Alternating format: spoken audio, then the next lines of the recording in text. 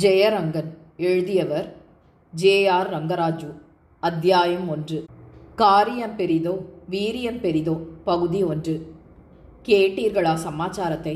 ஆட்டை கடித்து மாட்டை கடித்து கடைசியாக மனிதனையும் கடித்தது என்னும் கதையைப் போல அந்த பிராமணன் முதலில் நமது பள்ளப்பயலை திட்டி அடித்தான். அப்போதே அவனுக்கு புத்தி வர வைக்க வேண்டும் என்றேன். எஜமானர் கேட்கலை. அப்பால் நமது கணக்கு பிள்ளையை மல்லுக்கு இழுத்தான். அப்போதும் அவனை பற்றி ஜாக்கிரதைப்பட வேண்டும், இல்லாவிட்டால் தலைக்கு மேல் ஏறுவான் என்று சொன்னேன். என் வார்த்தையை தடை செய்தீர்கள். இன்று சின்ன எஜமானவர்களை எதிர்த்து தர்க்கம் செய்து ஒரு கை பார்ப்போம் என்று சொன்னானாம். அப்போதே அருகில் இருந்த நமது வேலைக்காரர் அந்த பாப்பானுடைய 32 பற்களையும் உடைத்து அவன் கையில் கொடுப்பதற்காக நெருங்கிவிட்டதாகவும், நமது சித்திரதேவருடைய கிர்தா மீசை படபடவென ஆட துடி துடித்து வேஷ்டியை இழுத்து கட்டிக்கொண்டு கையை ஓங்கிவிட்டாராம். கடைக்குட்டி எஜமானர் அதட்டியதின் பேரில் எல்லோரும் அதிகமான வருத்தத்துடன் விலகினார்களாம்.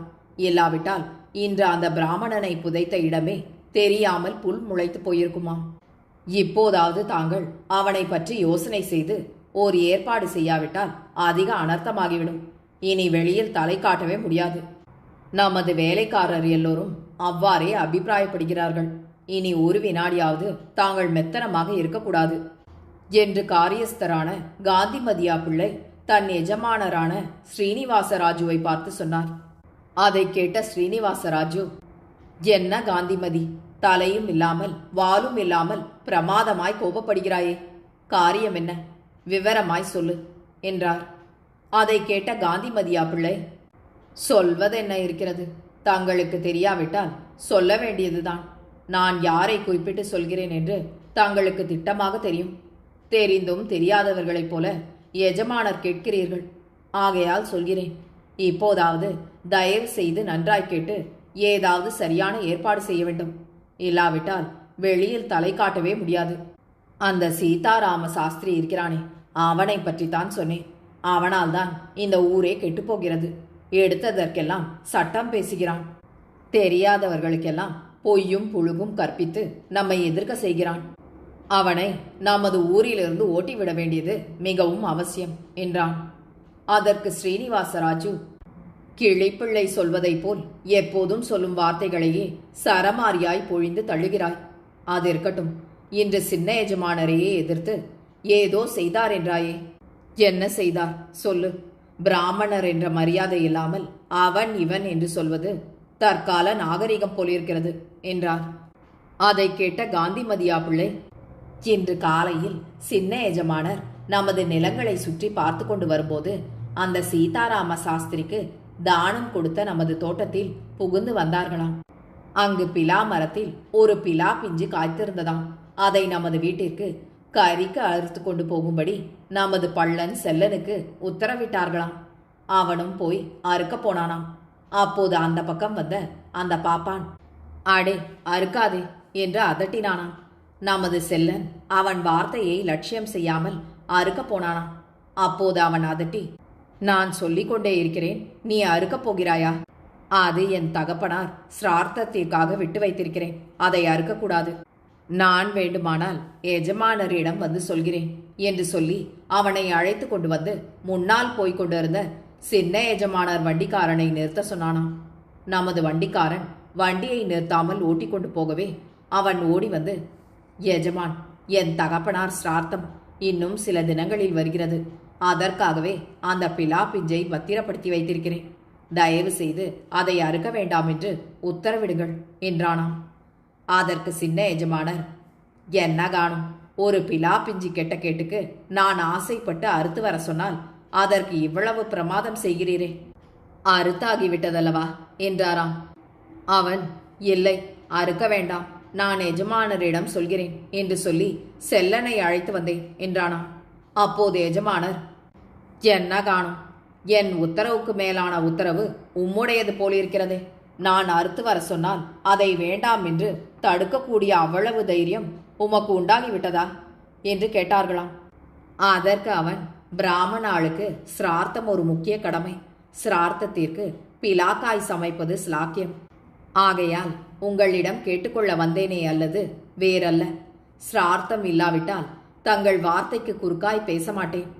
ஆகையால் தயவு செய்து மன்னியுங்கள் என்றானாம். அப்போது சின்ன எஜமானருக்கு சற்று கோபம் வந்து, என்ன காணும், சிராத்தம் என்று பொய் கதையெல்லாம் சொல்கிறாய்.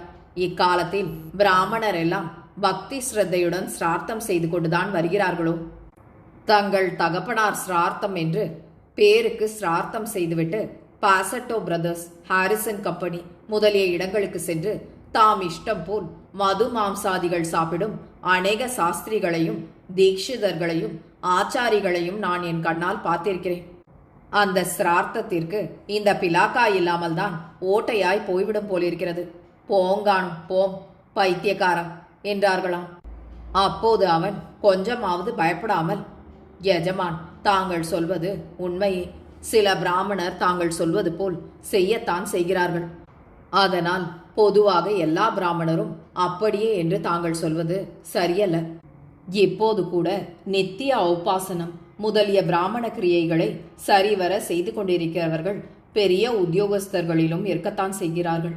தாங்கள் பொதுப்படையாக சொல்வது சரியல்ல.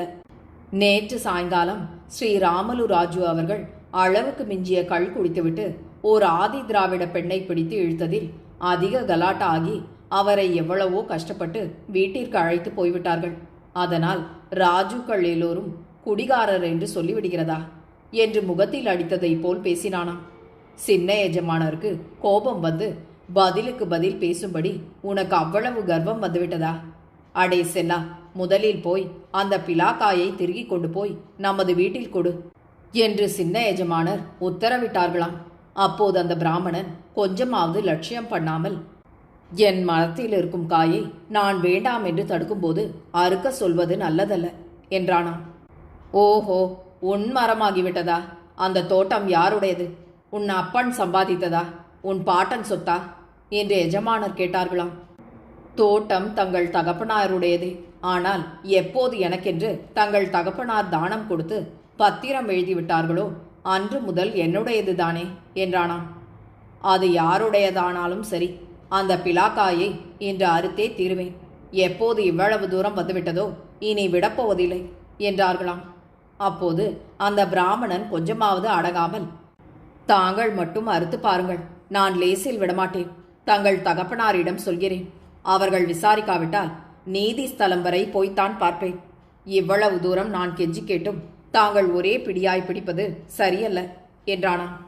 அப்போது சின்ன எஜமானருக்கு கோபம் வந்து செல்லனை திட்டி உடனே காயை அறுத்து வர சொன்னார்களாம். அவன் மரத்தண்டை போனதும் அந்த பிராமணன் அவனை அறுக்க விடாதபடி தடுத்தானாம். செல்லனுக்கும் அவனுக்கும் கை கூட கலந்துதான். அப்போது வேலன் அறுக்க போனானாம். அச்சமயம் பாப்பாத்தி வந்து தடுத்தாளாம். அவன் அவளை தூர பிடித்து தள்ளிவிட்டு அறுத்து வந்தானாம். அப்போது அந்த பாப்பாத்தி சின்ன எஜமானரையும் தங்களையும் இவ்வூரில் உள்ள எல்லோரையும் பேசிய பேச்சுக்களையும் ஏசிய ஏச்சுக்களையும் சொல்லவே முடியாதாம். இதற்குள்ளாக அந்த இடத்தில் சுமார் 1000 ஜனத்திற்கு அதிகமாக சேர்ந்து விட்டார்களாம். இனி அந்த பார்ப்பனை இந்த ஊரிலேயே இருக்க விடக்கூடாது. இன்றே நமது கௌரதை அதிகமாய் தாழ்ந்து விட்டது என்றான். இதை கேட்ட ஸ்ரீனிவாசராஜு, இன்று நமது பையன் செய்த காரியம் அவ்வளவு நியாயமாய் தோன்றவில்லை. பாவம், சிரார்த்தத்திற்காக வைத்திருந்த அந்த பிலாக்காயை ஏன் அறுக்க சொல்ல வேண்டும்? துப்பியதை எடுத்து புசிப்பாரும் உண்டோ? எப்போது அவருக்கு அத்தோட்டத்தை கொடுத்து விட்டோமோ அன்று முதல் அது அவருடைய சொத்துதானே. அதில் பிரவேசித்ததே சரியல்ல. மேலும் பிராமணன் என்ற மரியாதை கொஞ்சம் கூட இல்லாமல் இந்த செல்லன் அவரை தொட்டதே பிசகு. அதிலும் வேலன் அந்த பிராமண பெண்ணை தொட்டு தள்ளியது மிகவும் தவறான காரியம். ஆகவே தப்பிதம் நமது பேரில் இருக்க நீர் அவர் பேரில் பிரமாதமாய் கோபித்துக் கொள்வது கொஞ்சமும் நியாயமல்ல. உன்னை போல அனுபோகம் உடையவர்களே நியாயம் சொல்ல தவறினால் பின் பிள்ளைகள் கெடுவதற்கு யாரை கேட்க வேண்டும்? ஒரு ஆளை அனுப்பி சீதாராம சாஸ்திரியை நான் அழைத்து வர சொன்னதாக அழைத்து வர சொல். நான் அவரை சமாதானப்படுத்தி அனுப்பி வைக்கிறேன் என்றார். அதற்கு காந்திமதியா பிள்ளை, அவன் என்று செய்ததற்கு அவனை சமாதானப்படுத்தவும் வேண்டுமோ? வர வர எஜமானவர்கள் இவ்வாறு இளநெஞ்சினர் ஆவதால்தான் அவன் அவ்வளவு தூரம் தலை விரித்து கொண்டு பேயாட்டம் ஆடுகிறான். அவன் இன்று நமது வாசலில் வந்து சுமார் 1 மணி நேரம் வரையில் தங்களை பார்க்க வேண்டும் என்று காத்து கொண்டு கிடந்தான். நான் தான் எஜமான் அவர்களை பார்க்க சாத்தியப்படாதென்றும் வாசலுக்குள் கால் வைத்தால் காவல்காரனை கால் மேல் அடிக்கும்படியும் அவன் கேட்க உத்தரவு பண்ணினேன். அதன் பேரில் முறைத்து கொண்டு போய்விட்டான். தாங்கள் இனி அவனை நமது நடையேற விடுவீர்களானால் சின்ன எஜமான் மறுபடியும் இந்த நடையில் கால் வைப்பதில்லை என்று சத்தியம் செய்துவிட்டு அவ்விஷயத்தை தங்களுக்கு அறிவிக்க சொன்னார்கள். நானும் அப்படியே தீர்மானித்திருக்கிறேன். அவனை இனி இந்த நடை ஏற விடுவதாகில் தயவு செய்து எனது ராஜினாமாவை அங்கீகரித்துக் கொள்ளுங்கள் என்றான். அதை கேட்ட ஸ்ரீனிவாசராஜு, என்ன காந்திமதி, நீ கூட இவ்வாறு பேசுகிறாய்? பையனுக்கு நல்ல புத்தி சொல்ல வேண்டிய நீயே இவ்வாறு பேசினால் அவன் அவ்வாறு சொல்வது ஆச்சரியப்படக்கூடிய காரியமல்ல. யானை வரும் பின்னே மணி ஓசை வரும் முன்னே என்பது போல் நமது சமஸ்தானத்துக்கு ஏதோ கெட்ட காலம் இருப்பதால் தான் உனக்கு கூட இவ்வாறு விபரீத புத்தி தோன்றிவிட்டது. இனி எனக்கு எவ்வாறானால்தான் என்ன? காடு வா வா என்கிறது, வீடு போ போ என்கிறது. அவன் இஷ்டப்படியே நடக்கட்டும். நீயும் அவனோடு சேர்ந்து அப்படியே நட. தயவு செய்து பின்னால் இப்படி ஆபத்து வந்துவிட்டது என்று மட்டும் என்னிடம் வந்து சொல்லவும் வேண்டாம், என் ஒத்தாசை கோரவும் வேண்டாம் என்றார். அதற்கு காந்திமதியா பிள்ளை, இந்த பஞ்சாங்க பார்ப்பன் ஒருவன் தவிர இந்த 7-49 மைல் விஸ்தீரணத்துக்குள் நமது சின்ன எஜமானர் வார்த்தைக்கு மாறாக பேசப்பட்டவர்கள் எவரும் இல்லை. நமது சின்ன எஜமானருக்கு தெரியாத சர்க்கார் அதிகாரிகளும் எவரும் இல்லை. இந்த பக்கங்களில் பேருக்கு மட்டும் பிரிட்டிஷ் ராஜாங்கம் அரசாள்வதாக ஏற்பாடு இருக்கிறதை ஒழிய உண்மையில் இப்போது இங்கு அரசாள்பவர் நமது சின்ன எஜமானர் தானே. அப்படி இருக்க இவன் மட்டும் இவ்வாறு பயப்படாமல் பேசுவது எதற்கு? எந்த விஷயத்திலும் பாருங்கள், இவன் தான் சின்ன எஜமானருக்கு எதிரியாய் வந்து நிற்கிறான். இந்த பார்ப்பார பூண்டையை கருவறுத்து விட வேண்டியது அவசியம் என்றார். அதற்கு ஸ்ரீனிவாசராஜு, கிழவன் பேச்சு கிண்ணறக்காரனுக்கு ஏற்காது. ஆயினும் சொல்கிறேன் கேள். ஒரு தொன்னை உப்புமாவுக்கும் ஒரு கோப்பை காப்பிக்கும் வாய்க்கு வந்தவாறு உளரும் சில தப்பிலிகளின் துர்புத்தியை கேட்டு நீங்கள் பார்ப்பான் பார்ப்பான் என்று கேவலமாய் பேசும் பிராமணர் சாமானியவரல்லர். அவர்களுக்கு ஈஸ்வர தியானம் செய்வதற்காகவும் வேத பாராயணம் செய்வதற்காகவும் பிரம்மத்தை கண்டுபிடிப்பதற்காகவும் அநேக நூற்றாண்டுகளாக அமோக புத்தி வீக்ஷண்யம் ஈஸ்வரனால் கொடுக்கப்பட்டு சாந்தம் என்னும் கிடைப்பதற்கரிய நெய்யை ஊற்றி வளர்த்ததால் நாளுக்கு நாள் அந்த புத்தி விசாலமாகி பெருகிக் கொண்டே வந்தது. அவ்வளவு அருமையான புத்தியை கிடைத்ததற்கரியதாகிய பிரம்ம ஞானத்தில் செலவழிக்காமல் 26 எழுத்துக்கள் அடங்கிய ஆங்கிலேய பாஷையை கற்பதில் செலவழித்து பெரிய பெரிய பரீட்சைகளில் சுலபமாய் தேறி முக்கியமான வேலைகளில் அமர்ந்திருக்கிறார்கள். அவர்கள் நியாயமாய் கஷ்டப்பட்டு படிக்க வேண்டிய பிரம்ம வித்தையை விட்டு இவ்வாறு மிலேச்ச பாஷையை கற்பதில் தங்கள் கவனத்தை எப்போது செலுத்தினார்களோ அப்போதே அவர்களுடைய புத்தி விசாலமும் உயர்ந்த ஞானமும் குறைந்து உலக விவகாரங்களில் மேன்மை அடைந்து வந்த போதிலும் உண்மை ஞானத்தில் குறைவுபட்டு அறிவு மழுங்கி அந்தகாரம் அபிவிருத்தியாகி நாளுக்கு நாள் சிநீதம் அடைந்து வருகிறார்கள் என்பதில் ஐயமில்லை. இப்போதே BA பரீட்சைகளில் தேறியவர்கள் வேலை கிடைக்காமல் திண்டாடுகிறார்கள். வருஷா வருஷம் உயர்தர கலாசாலைகள் பெருகிக் கொண்டே வருகின்றன. இனி 10 வருஷங்கள் போனால் BA பரீட்சையில் தேறியவர்களுக்கு 20 ரூபாய் சம்பளம் அகப்படுவது கூட கஷ்டமாகிவிடும். அரசனை நம்பி புருஷனை கைவிட்ட கதையைப் போல அவர்களுக்கு கிடைத்ததற்கரியதாகிய பிரம்ம ஞானத்தை பெறுவதையும் கைவிட்டுவிட்டு இருக்கும் ஆஸ்திகளை ஆங்கிலேய பரீட்சைகள் தேறுவதில் செலவிட்டுவிட்டு அவர்கள் பரீட்சைக்காக செலவழித்த திரவியத்திற்கு 100க்கு கால் வட்டி கூட கட்டாத சம்பளத்தில் அமர்ந்து தமது வாழ்நாட்களை வீண் நாட்கள் ஆக்குவார்கள் என்பதில் சந்தேகமில்லை. எனினும் இப்போது கூட அவர்களை புத்தியால் ஜெயிக்கக்கூடிய வல்லமையாவது அதற்கு ஜீவாதாரமாகிய சாந்த குணமாவது நம்மிடம் இல்லை என்று நாம் ஒப்புக்கொள்ள வேண்டியவர்களாயிருக்கிறோம். பார்ப்பான் பார்ப்பான் என்று இழிவாய் பேசுவதால் நாம் ஏதோ கௌரவத்தை அடைந்து விடுவதாக நினைத்து பேசுகிறீர்கள். அவர்கள் பார்ப்பார்கள்தான், அதாவது சமயம் பார்ப்பார்கள். சமயம் ஏற்பட்டவுடனே விரோதிகளை குழியில் தள்ள பார்ப்பார்கள். அது நிச்சயமே. உண்மை முறையில் உழைக்க வழி அறியாது சுயமரியாதை என்னும் பேரால் பிழைக்க வழி தேடி திரியும் சுமார் 1/2 டஜன் ஆசாமிகள் நியாயமாயிருப்பினும் இல்லாவிட்டாலும் உண்மையாயிருப்பினும் இல்லாவிடினும் நல்லவர்களாயினும் தீயவர்களாயினும் பிராமணர் அல்லது பிராமணியம் என்ற பெயரை கேட்ட மாத்திரத்தில் தூஷணை செய்து பேசியும் நிந்தனை தன் அங்கம் முழுவதும் பூஷணமாக கொண்ட இரண்டொரு சாக்கடை பத்திரிகைகளின் மூலமாய் விஷம பிரச்சாரம் செய்வோரின் துர்போதனையை கேட்டு நீங்கள் புத்தி இல்லாமல் தலைவிரித்து கொண்டு இவ்வாறு பேசுகிறீர்கள். நீங்கள் சரிவர ஆராய்ந்து யோசித்து பார்த்தால் இந்த அரை டஜன் ஆசாமிகள் இவ்வாறு நிந்திப்பது பிராமணரையா அல்லது பிராமணர் அல்லாதவர்களையா என்று உங்கள் மனதில் நன்றாய்ப்படும். முதலில் இந்தியாவில் உள்ள 33 கோடி ஜனங்களிலும் இந்த சுமார் 6 பேர்தான் புத்திசாலிகள் என்றும் மற்றவர்கள் எல்லோரும் விவேகம் இல்லாதவர்கள் என்றும் மடையர் என்றும் அறியாதவர்கள் என்றும் அவர்கள் சொல்கிறார்கள் என்பது உங்கள் மனதில் ஏன் படவில்லை? இரண்டாவது, தங்களை மகா புத்திசாலிகள் என்று தங்களுக்கு தாங்களே மாலை போட்டுக்கொண்டும் ஸ்ரீமான், ஆகாயம் அளவும் உயர்திரு, வீர தீர சூர சிங்கங்கள் என்று மகுடங்கள் தங்களுக்கு தாங்களே தங்கள் பத்திரிகைகளின் மூலமாக சூட்டிக் கொண்டும் தெரியப்பட்ட இந்த ஆசாமிகளில் பெரும்பான்மை பேருடைய யோகியதை என்னவென்று தெரியுமா? ஜெயிலுக்கு போன யோகியதையை தவிர வேறு எவ்வித யோகியதையும் இருப்பதாக தெரியவில்லை. ஜெயிலுக்கு போன நித்தமே அவர்கள் தேசிய தொண்டு புரிந்தார்களாம். ஆகையால் அவர்கள் எல்லோருக்கும் மேலான தேச தலைவர்களாம். இந்தியாவில் மேளதாளத்துடன் பிச்சை எடுக்கும் வகுப்பினரில் அவர்களும் சேர்ந்தவர்கள்தான்.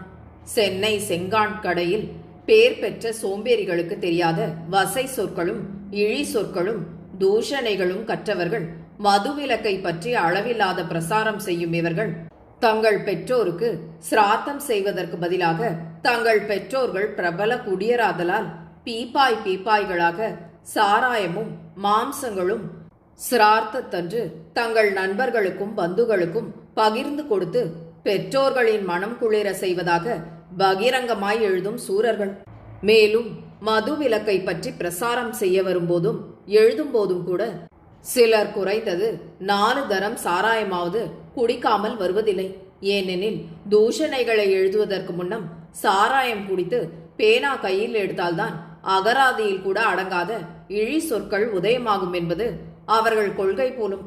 சுயமரியாதை பிரச்சாரத்திற்கு பணம் தேவை என்றும் சுயமரியாதை கேஸ்களுக்கு ரூபாய் தேவை என்றும் பலவிதமாய் ஊராய் போய் இந்தியாவில் இதுவரையில் பிச்சை எடுத்தாகிவிட்டதாலும் இங்குள்ளவர்கள் இவர்களால் பேசப்பட்டும் எழுதப்பட்டும் வரும் இழி சொற்களைக் கண்டு அருவருப்படைந்து விட்டதாலும் இனி இங்கு தங்கள் ஜபம் சாயாது என்று கண்ட இவர்கள் ஜல பிரதேசங்களில் சென்றிருக்கும் இந்தியரை வஞ்சித்து பொருள் பறிக்க அங்கும் போகிறார்கள் என்பது தெரியுமா தெரியாதா? தீண்டாமையை ஒழித்து விடுகிறோம், ஒழித்து விட்டோம் என்று பேய் கூச்சலிடும் இவர்கள் ஆதி திராவிடர்களுக்காக இதுவரையில் செய்த நன்மை என்னவென்று எவராலும் சொல்ல முடியுமா? செங்கல்பட்டில் சமபந்தி போஜனம் அளிப்பதாக பகிரங்கமான விளம்பரங்கள் போட்டும் பிரச்சார மேடை மீதிருந்து வார்த்தை பந்தல்கள் சிங்காரித்து பேசிவிட்டும் போஜனம் கொடுக்கும் இடத்திற்கு வந்ததும் முதலியார் வகுப்பினரிலேயே பூந்தமல்லி முதலியார்களும் பொன்னேரி முதலியார்களும் ஒன்றாய் உட்கார்ந்து சாப்பிட மறுத்து தனித்தனி அறைகளில் அமர்ந்து சாப்பிட்டது எவ்வளவு ஏளனத்திற்கிடமாயிற்று என்று யோசித்துப்பார். ஈஸ்வர சங்கல்பத்தினால் தனக்கு தானாய் ஜனங்களுக்குள்ளேயே மாறுதல் உண்டாதல் சாத்தியமே ஒழிய இப்பேற்பட்ட தூஷணை பிரச்சாரத்தால் எவ்விதமான நன்மையும் ஏற்படும் என்று கனவிலும் கருத வேண்டாம். இது ஒன்று மட்டும் உங்களுக்கு நெடு நாட்களாய் சொல்ல வேண்டும் என்றிருந்தேன். இப்போது சொல்லி தீர்த்துவிட்டேன். நான் சொன்ன இவ்விஷயங்களை மட்டும் உன் எஜமானியிடம் தெரிவித்துவிட்டு அப்பால் உங்கள் இஷ்டம் எப்படியோ அப்படி நடந்து கொள்ளுங்கள். இனி இவ்விஷயத்தை பற்றி உங்களிடம் பேசுவதில்லை என்று சொல்லிவிட்டு மறுபக்கம் திரும்பியதும் கண்ணை மூடிக்கொண்டார். தனது எஜமானருடைய சுபாவம் காந்திமதியா பிள்ளைக்கு நன்றாக தெரியுமாதலால் அவருக்கு கோபம் வந்துவிட்டதென்றும் இனி அவருடன் பேச பிரயாசைப்படுவது வியர்த்தம் என்றும் அறிந்து கொண்டு தனது சின்ன எஜமானராகிய சுந்தரராஜு அவர்களிடம் போய் தனக்கும் பெரிய எஜமானருக்கும் நடந்தேறிய சம்பாஷணையை பற்றி சொல்லி முடித்தார். அதை கேட்ட சுந்தரராஜு, ஐயா, தாங்கள் இதை பற்றி சிந்திக்க வேண்டாம். என் தகப்பனார் அவர்கள் என்ன நினைத்த போதிலும் சரிதான். அந்த பாப்பானை இந்த ஊரை விட்டு ஓட்டாமல் விடுவதில்லை. ஒரு கால் அவன் போலீஸ் ஸ்டேஷனுக்காவது அல்லது இன்ஸ்பெக்டரிடமாவது போய் ஏதாவது பிராதி எழுதி கொடுப்பான். அவன் கொடுக்கும் பிராதை அவன் மூஞ்சியிலேயே வீசி எறிந்து விடும்படி திட்டம் செய்து வருகிறேன். உடனே வண்டி போட சொல்லுங்கள் என்றார். வண்டி போட்டு வரவே சுந்தரராஜு வண்டியில் ஏறிக்கொண்டு போய் பேச வேண்டியவர்களிடமெல்லாம் பேசிவிட்டு வந்துவிட்டார்.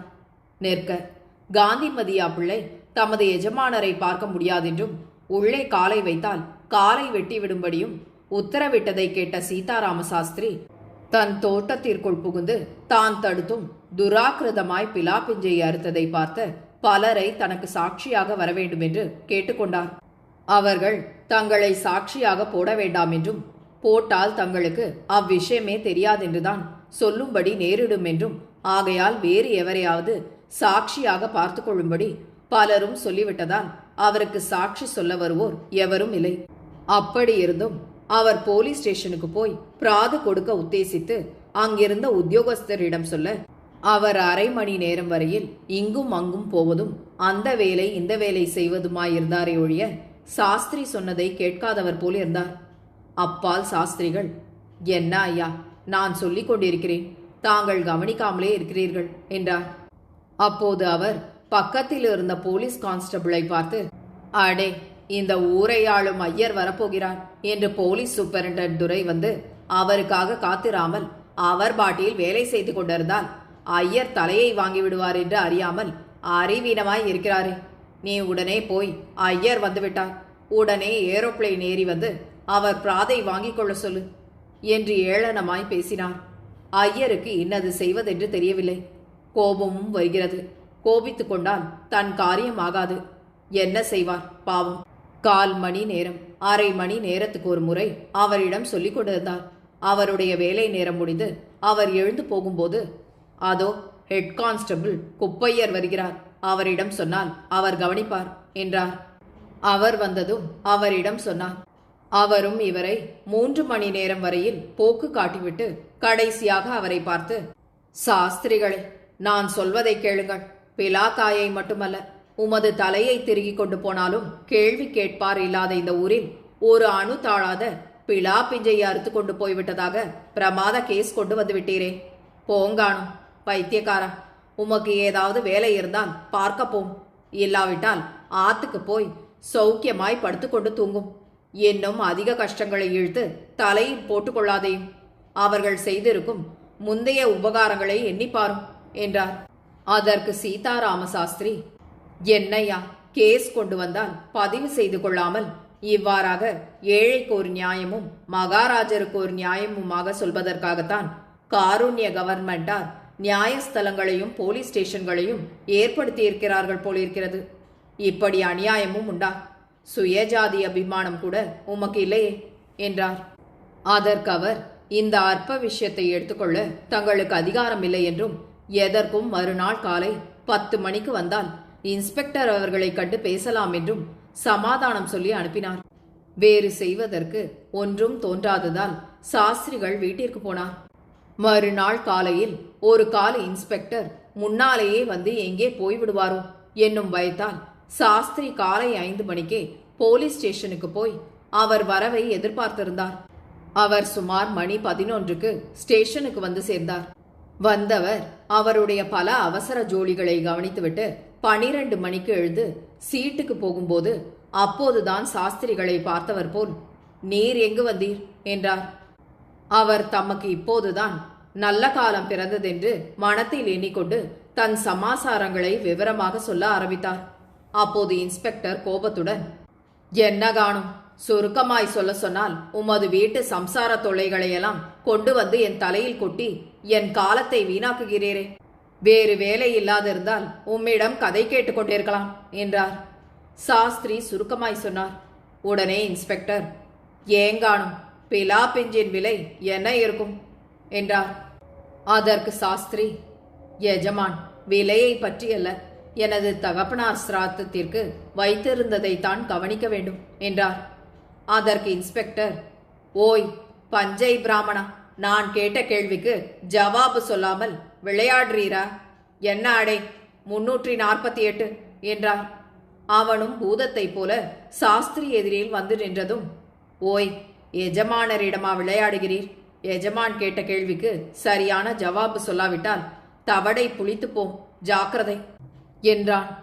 ஓஹோ, போலீஸ் ஸ்டேஷனில் பிராது செய்ய வந்தால் எந்த மரியாதையும் உண்டோ என மனதில் எண்ணிக்கொண்டு, 3/4 ரூபாய் தாழும் என்றார் சாஸ்திரி. அதற்கு இன்ஸ்பெக்டர், ஓய், 3 அடி நீளமுள்ள பிலாப்பழமே 8 அணாவுக்கு வாங்குவோர் இல்லாமல் கிடக்கும்போது பிலா பிஞ்சு 1 அணா தாழும். அப்படி இல்லை என்று நீர் சொல்கிறபடி 3/4 ரூபாய் பெறுவதாயிருந்தாலும் அவையெல்லாம் அற்ப குற்றங்கள். கிராம முன்சீப்பிடம் பிராது கொடுக்க வேண்டும். 1 ரூபாய்க்கு அதிகமானால்தான் நாங்கள் பதிவு செய்யக்கூடும் என்று சொன்னதும் வண்டி ஏறி போய்விட்டார். திரு ஜே.ஆர். ரங்கராஜு அவர்களின் இந்த நாவலை உங்களுக்காக வாசித்தது நிமா மனோ. கேட்டு மகிழ்ந்து விரும்பி பகிர்ந்து பதிவு செய்யவும். நன்றி.